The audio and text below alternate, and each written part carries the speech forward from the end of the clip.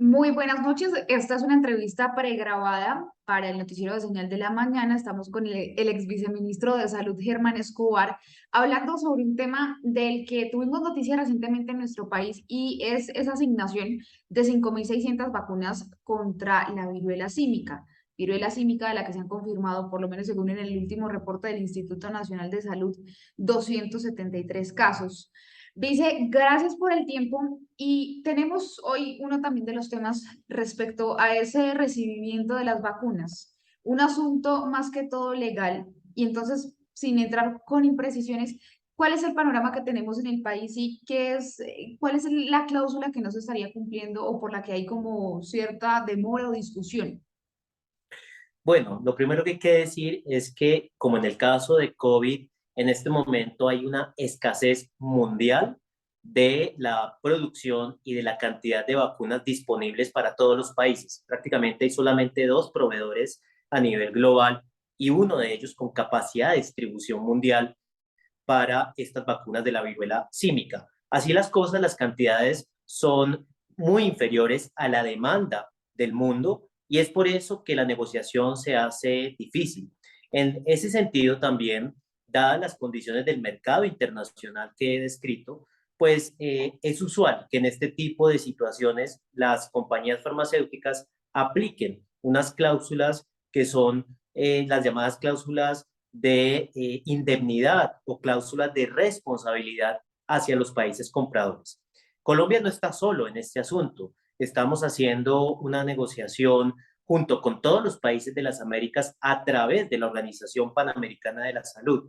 Sin embargo, esta negociación, por más que se haga en bloque a través del organismo multilateral, claramente implica la aceptación de la mayoría de las condiciones que la compañía farmacéutica impone para estos efectos.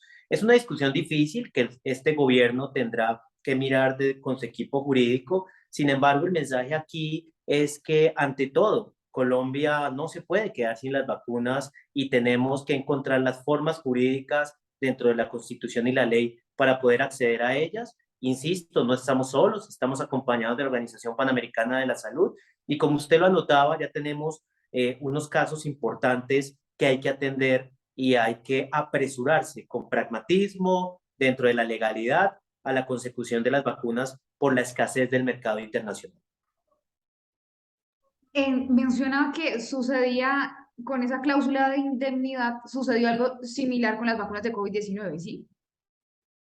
Sí, son condiciones extraordinarias de mercado, son condiciones extraordinarias epidemiológicas, un brote de esta magnitud que ya ha alcanzado más de 75 países en el caso de la viruela símica y pues un brote de la magnitud como los hemos tenido con COVID, pues ameritan formas de negociación también extraordinarias. En ese orden de ideas surgen estas cláusulas de indemnidad y responsabilidad. Es por eso que en el gobierno anterior, con el Congreso, se formuló y expidió la ley 2064 de 2020, la ley de vacunas COVID, que nos permitió tener un marco legal que nos ayudó en la negociación.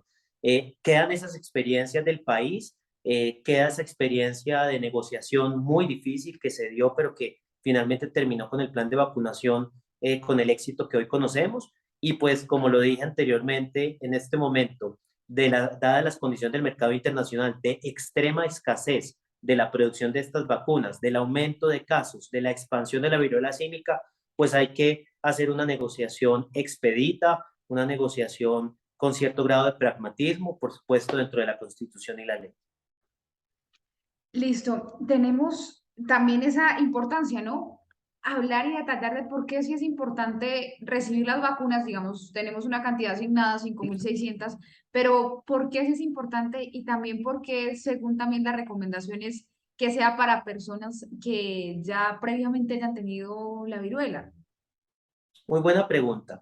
En este momento no hay una indicación de una vacunación masiva de la viruela símica. Tenemos un segmento de la población eh, que tuvo vacunación o viruela no símica, viruela humana, antes de los años 70, hasta el año 74-76, que se hizo la vacunación masiva en el país y en el mundo entero, que logró la erradicación de la viruela humana. pues tenemos una inmunidad comunitaria en ese segmento de la población. Hay otros segmentos de la población que tienen especial vulnerabilidad a esta enfermedad transmisible, personas con inmunosupresión y demás, que aunque la severidad y la mortalidad de esta enfermedad es mucho menor que, por ejemplo, el COVID, lo cierto es que en estos subgrupos de la población, insisto que tienen algunos problemas inmunitarios por diversas causas, pues tienen un desenlace un poco peor de la enfermedad. Es hacia esos grupos vulnerables y a los trabajadores de la salud que las indicaciones, las guías internacionales están apuntando para la vacunación dirigida. Y es muy importante hacerlo para preservar pues el buen desenlace de esta población. Por ahora, insisto, no está indicada en la población general y además pues sigue siendo un recurso muy escaso por la dificultad en su producción de prácticamente una sola casa farmacéutica en el mundo y por eso la asignación de Colombia tiene este número discreto de vacunas.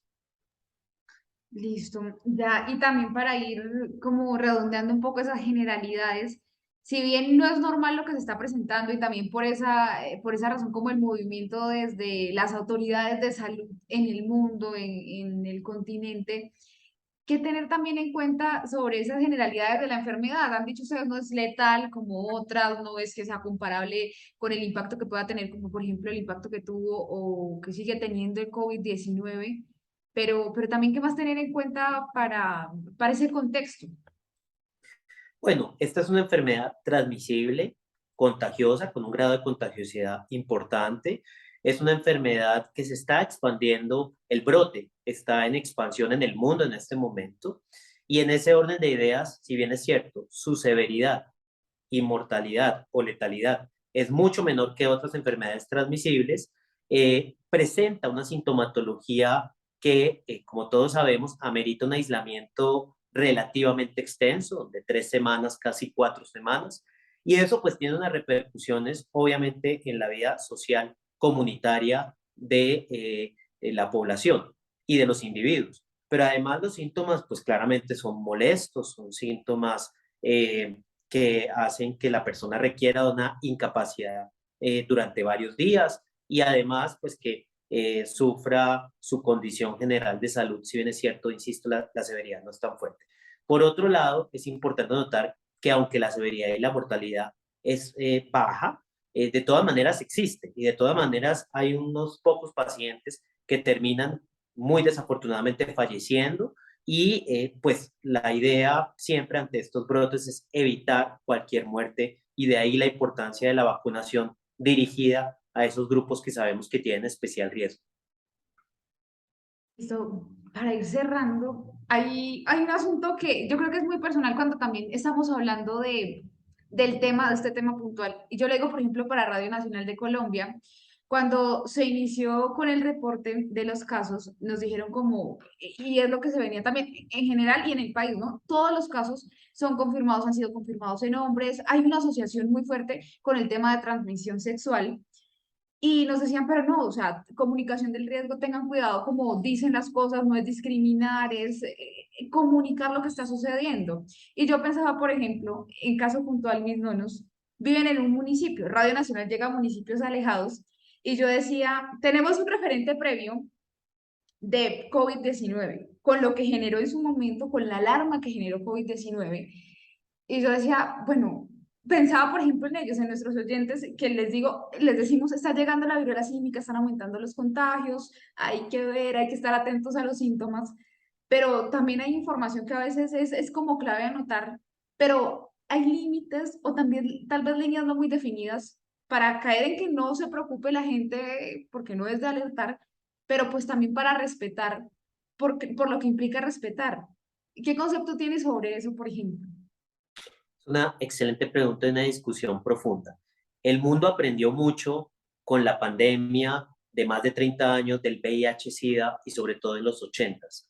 Aprendimos, los salubristas públicos, a que no se puede estigmatizar una población. Aprendimos a que hay que dar una comunicación del riesgo basada en los comportamientos y no en los grupos poblacionales o incluso más riesgoso aún en las minorías, sea étnicas, religiosas o por cualquier otra situación. En ese orden de ideas, ¿cuál es el comportamiento aquí asociado a una mayor transmisibilidad, independientemente de la orientación sexual? El comportamiento asociado es el de un contacto estrecho, sexual en muchos casos, la mayoría de los casos, la inmensa mayoría, pero también asociado a unos comportamientos como fiestas de carácter sexual, etcétera.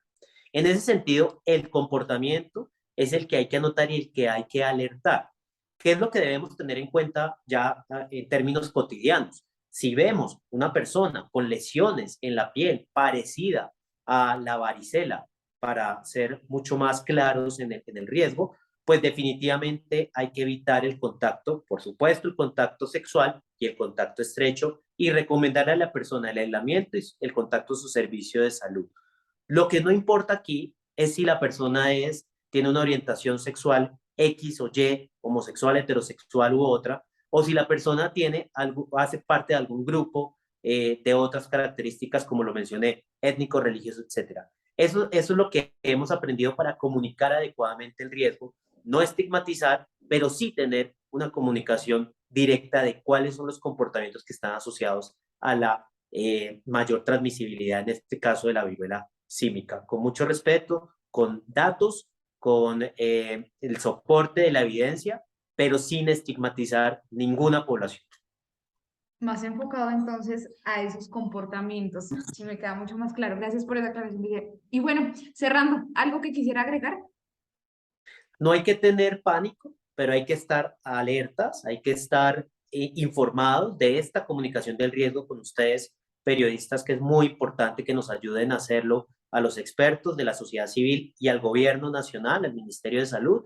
En ese orden de ideas, hay que estar siguiendo el desarrollo de esta situación, insisto, sin pánico, sin miedo, pero sí muy atentos a cómo se va comportando.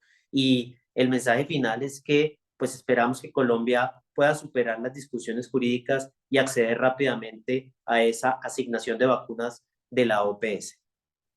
Listo, muchísimas gracias por esas aclaraciones. Y cerrando también ya para ustedes si se conectaron a ver el video completo, el panorama en Colombia, 273 casos confirmados, la mayoría de ellos 127 en Bogotá. Según lo que han dicho también desde el Instituto Nacional de Salud, la directora es que es todavía hay una concentración en los casos que no se podría hablar por ahora de transmisión comunitaria de la enfermedad y queda esa discusión, está pendiente también, vamos a tener desarrollo de a qué acuerdos legales se llegan o también qué herramientas jurídicas va a tener Colombia para poder recibir esas 5.600 vacunas que se negociaron en bloque con la Organización Panamericana de la Salud.